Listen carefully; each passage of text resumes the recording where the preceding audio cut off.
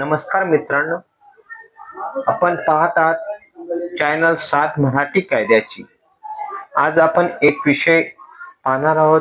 तो विषय आहे महाराष्ट्र सरकारनं नुकतेच लक्ष्मी मुक्ती योजना नावाची योजना आणलेली आहे. ही लक्ष्मी मुक्ती योजना म्हणजे नेमकं काय, या संदर्भात थोडक्यात माहिती सांगणार आहे. महाराष्ट्र सरकारनं 2 वर्षापासून लक्ष्मी मुक्ती योजना नावाची योजना आणलेली आहे. या अंतर्गत जो खातेदार आहे तो पत्नीच्या नावे प्रॉपर्टी करण्याची इच्छा व्यक्त करतो, अशा व्यक्तीला ही प्रॉपर्टी पत्नीच्या नावे सहहिस्सेदार म्हणून करता येणार आहे. यामध्ये सरकारला कोणतंही शुल्क द्यावे लागणार नाही. विना झंझट ही प्रक्रिया राबवली जाणार आहे. हे महसूल अधिकारी आणि तलाठ्याकडे जे व्यक्ती पत्नीच्या नावे प्रॉपर्टी करायची आहे तो अर्ज करू शकतो.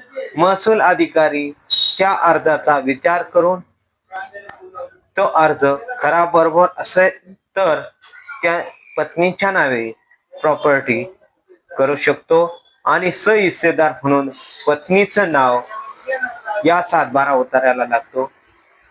7/12 उतार्याला सरकारनं ही योजना यासाठी राबवलेली आहे, महिला शेतकऱ्यांना जास्तीत जास्त योजनेचा लाभ मिळावा, शेती बद्दल प्रोत्साहन निर्माण व्हावे.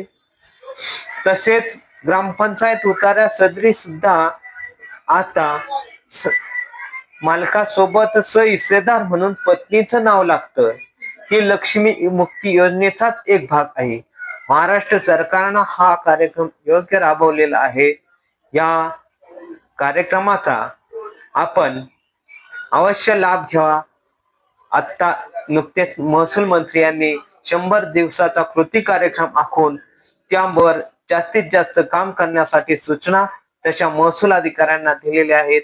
तेव्हा सर्वांना विनंती आहे, जो कोणी व्यक्ती आपल्या पत्नीच्या नावे प्रॉपर्टी करू इच्छित आहे त्याने लक्ष्मी मुक्ती योजना या योजनेचा लाभ घ्यावा.